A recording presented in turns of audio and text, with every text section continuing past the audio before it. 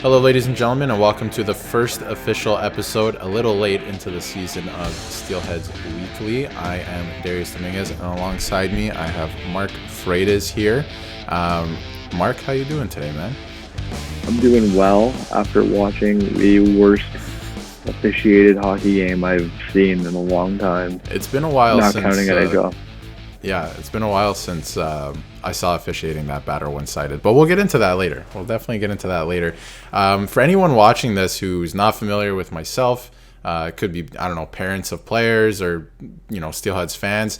A little bit of background on myself. I worked for the Steelheads for some time from like 2016 to 2019, 2020, around that era. I did a lot of work in the OHL as well, and now I'm on YouTube talking about the Leafs. So a little bit different than the Steelheads, but Mark, go ahead and give some background on yourself as well.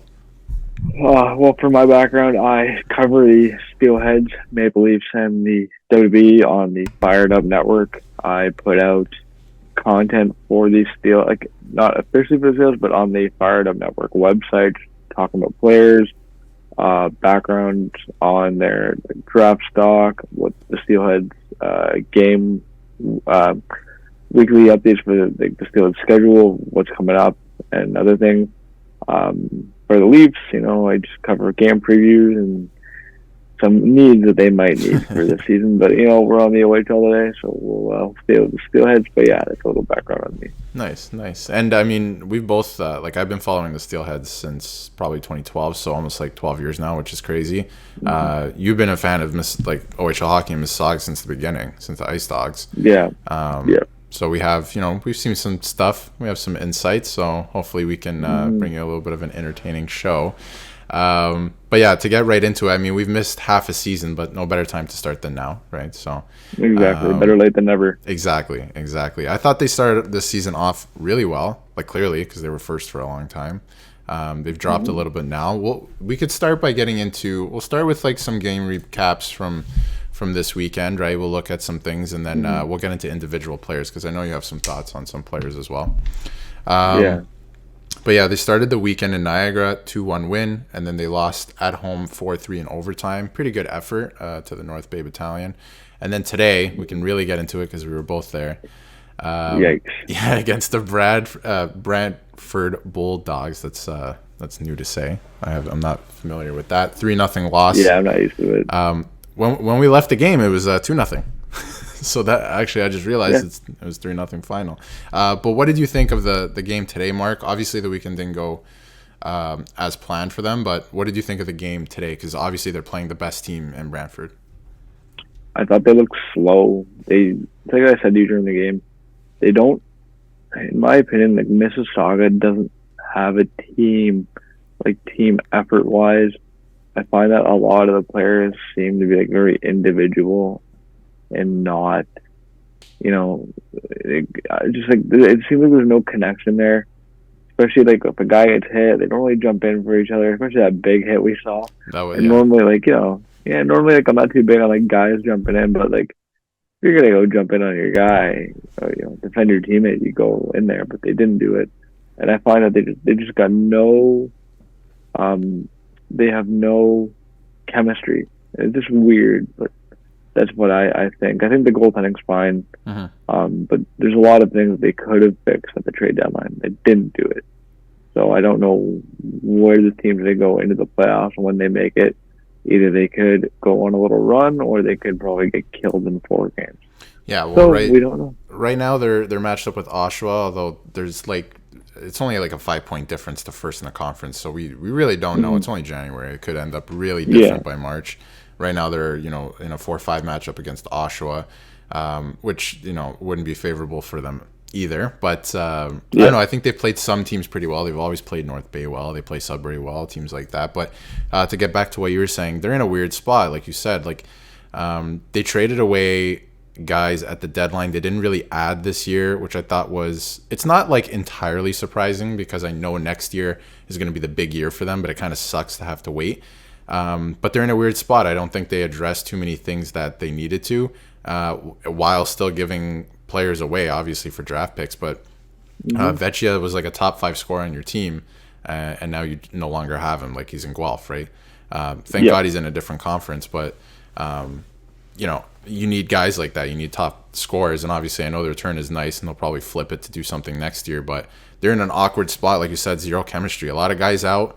They were missing Zidlicki for World Juniors. They're just in a weird spot. I have no idea what they're going to do. They looked really good starting the year. And they've really cooled off, especially against top teams. Like, they're struggling to stay at the top of the conference. It is weird. Like, they cool off at the worst time possible. Like, normally, they how many guys are they missing from the World Juniors? 1 or 2, right? I think it was wasn't 2. That big of a yes. It wasn't too big, but it was a big part of their team. Is a big part of their team.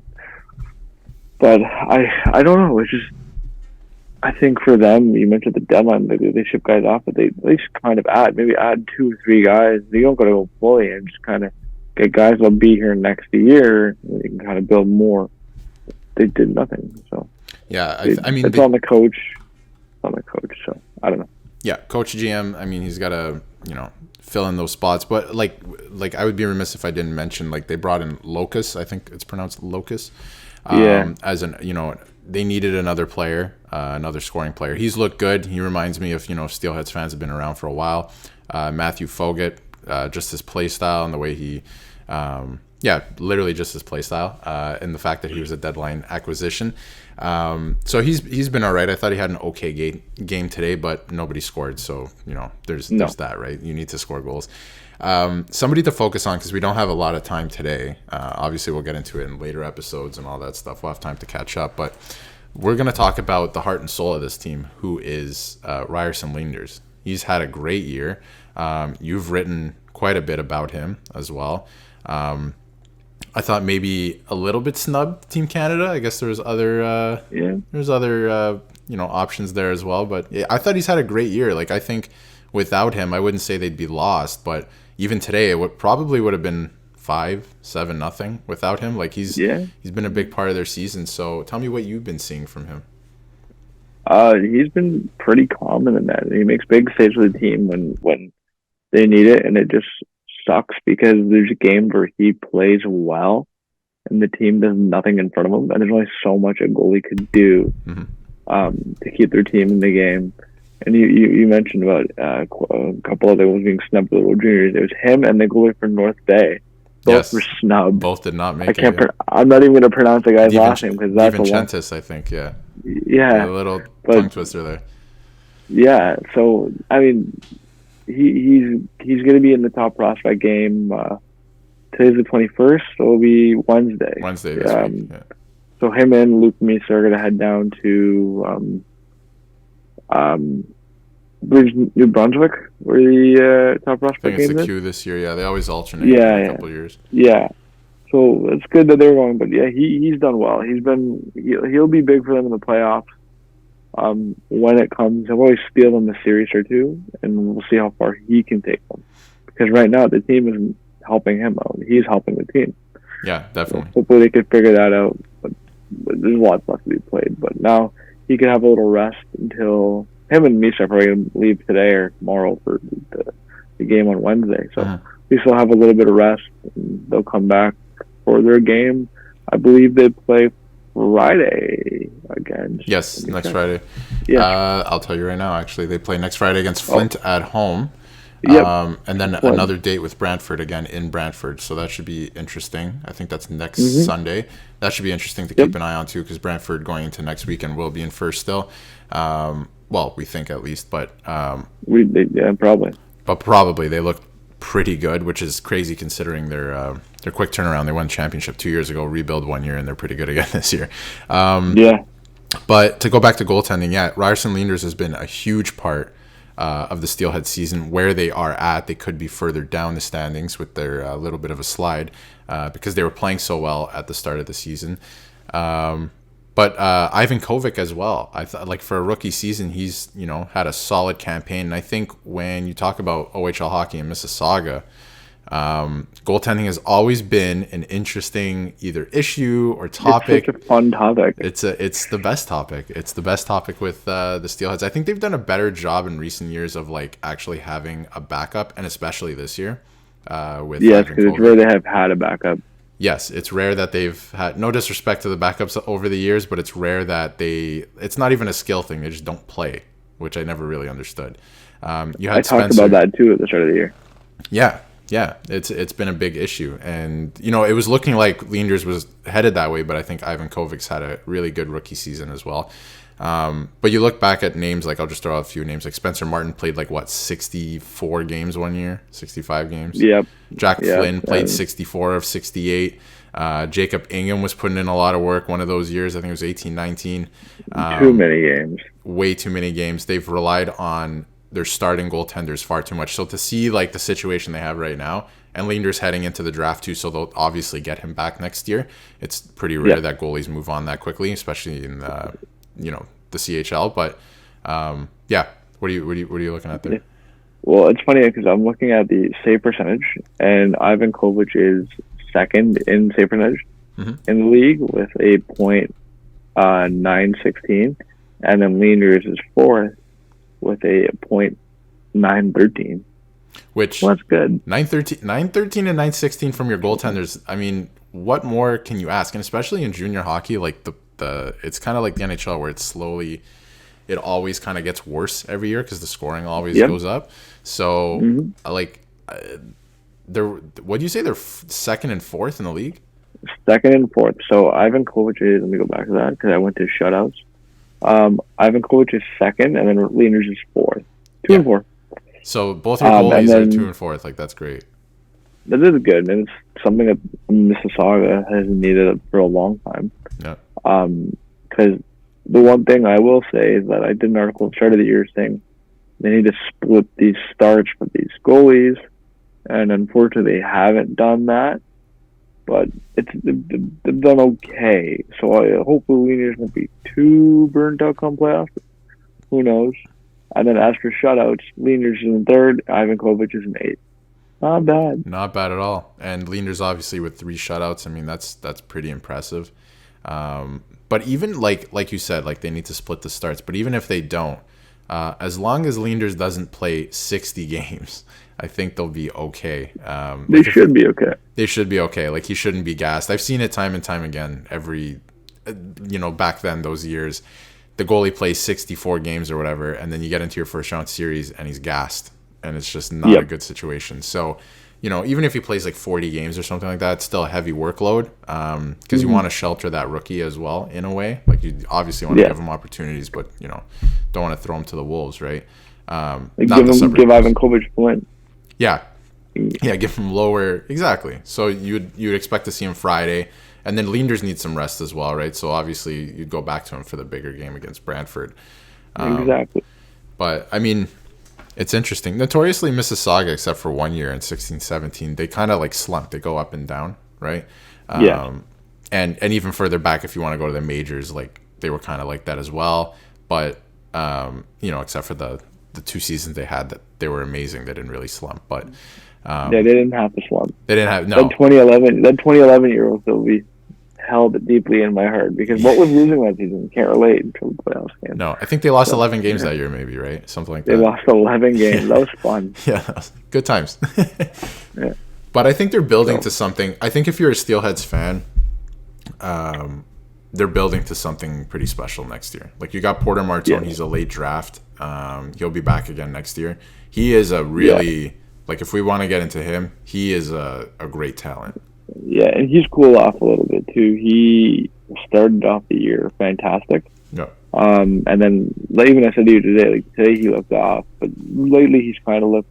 A lot of these guys seem off a little bit, and I don't know if it's a coaching thing, even though apparently there's not much of firing coaches in the OHL. But I don't know. I don't know what's going on. But hopefully they can pick it up. Him and Misa could find it. Yeah. Him and Misa are the 2 big draftees, I'd say, for Misa this year and then Martone next year. Yeah, and the Steelheads do. I mean, Fibiger is up to, I think, there's a couple of guys there, at least on the rankings. Whether they get drafted or not, we'll see. But Martone, I think they fiddled with the lines, which is a good thing, too. He was playing with Zidlicki as a center. Sometimes he's playing with Misa as his center. I like Misa as his center just because there's more speed there. But, I mean, Martone has 29 goals this year. He is, by far and away like the best goal scorer on the Steelheads since probably Owen Tippett, I would say, or James Hardy, obviously. Yes. But at that click and what I think he'll be able to do next year, he's in that company, which is exciting. He has 52 points, and then Misa's got 57. And then I'm trying to find here. Let me see. It's got his totals from last year. Martone broke his career high from last year, which was, so he had 6 goals and 7 assists, 13 points with Sarnia. Then he came to Mississauga and put up 13 goals, 9 assists, and 22 points. So he had, if my math is correct, 35 points. He broke that very quickly this year. So that's really good. And he is a plus minus of 21. Which is great. Yeah. I don't like to put too much stock into plus minus. I don't know about you, but not a real stat. not a real stat. No, but he's looked great. I mean, he's a special player, and like you said, like the jump from last year to this year. If you see that significant growth when he comes back from an NHL cap, like in a year or two, or I guess it would be next year. Like you get him all of next year again, which is crazy. Like for sure he won't be gone for any camps, whatever. You get him the full year, and then the next year you'll probably get him again. Depending, he is a good player. You never know what happens in a year, but he's a special player. I think he'll be the centerpiece for the Steelheads going forward. For sure, and same with Luke Misa. I'm looking at Misa's stats. So in 2022, he had 4 goals, 22 assists, 26 points. Last year he had 13 goals, 30 assists, 43 points. He also broke this one. This year he got 18 goals, 39 assists for 57 points. Like that's really good. He's also got a plus minus and plus 24. So just to throw that in there. Throw it in there. One guy too, I have to give some praise just because of style of play, because I feel like the OHL, excuse me, is getting a little smaller and more geared towards speed. I feel like every team is getting a little bit smaller. Like it's more rare now that you have bigger guys, I feel like, right? So just to give some, a little bit of shout out, a little bit of love to Leskovar on the back end there, just because of his style of play. He's roughing it up out there. You need guys like that. You need guys that, who would jump in for your teammates, rough it up a little bit, make it difficult to get around the net. He's always finishing his checks. So I think just to give him some praise there, that's something that, I don't think it is you'd see too often in the OHL these days, depending on the team. I think some teams value that more than others.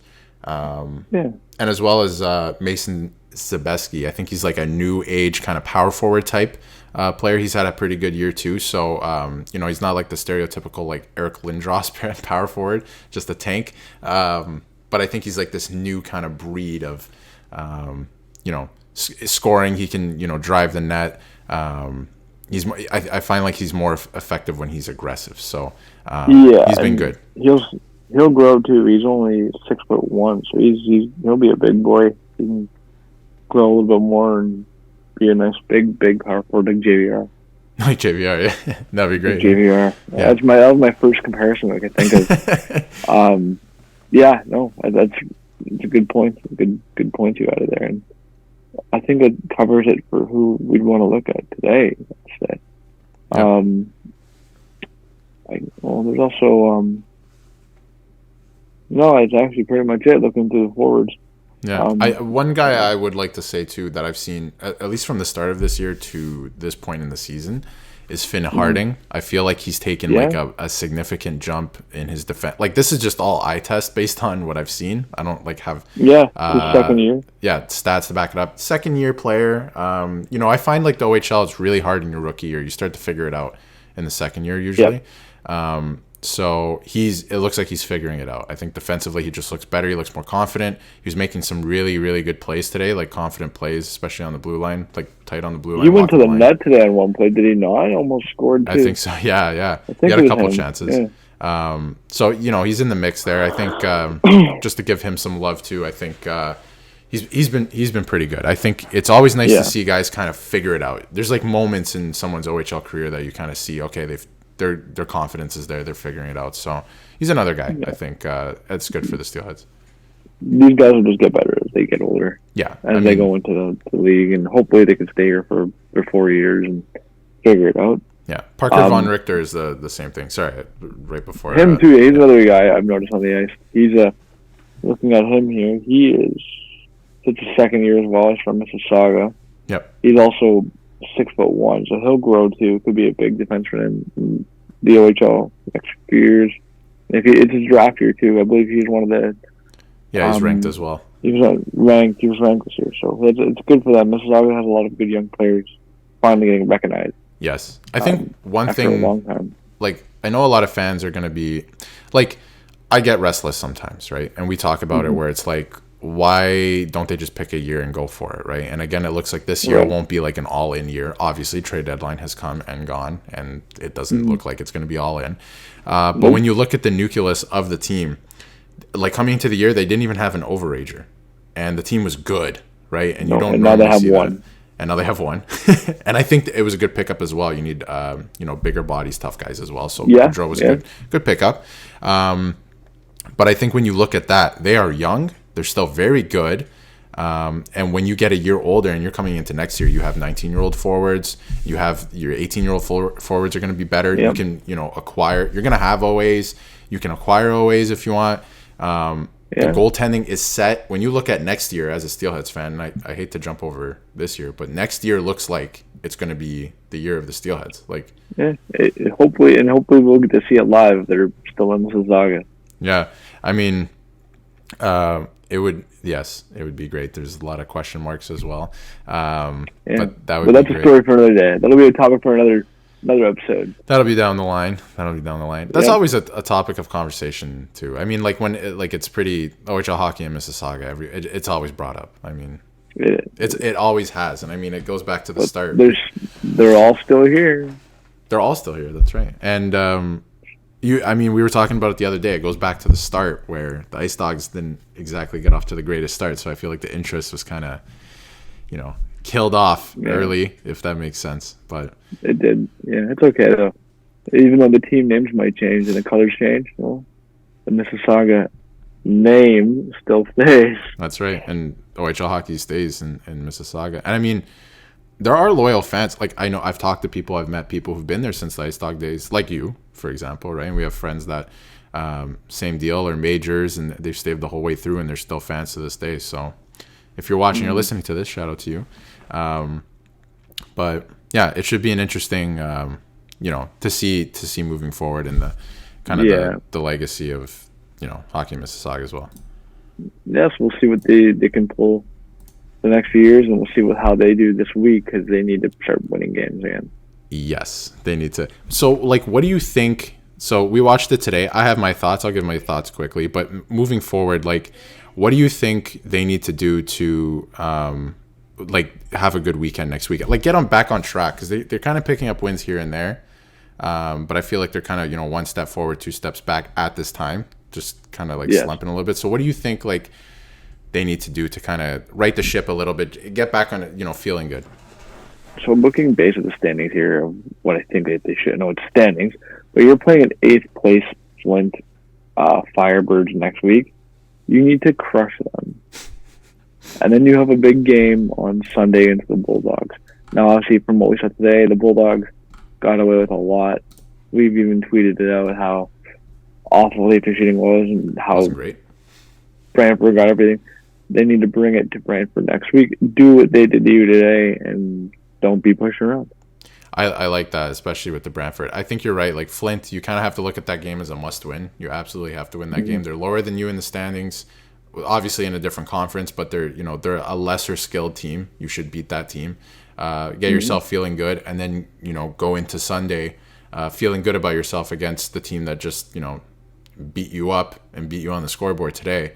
And usually, I don't know how you feel about it. I don't know how other people's opinions on it.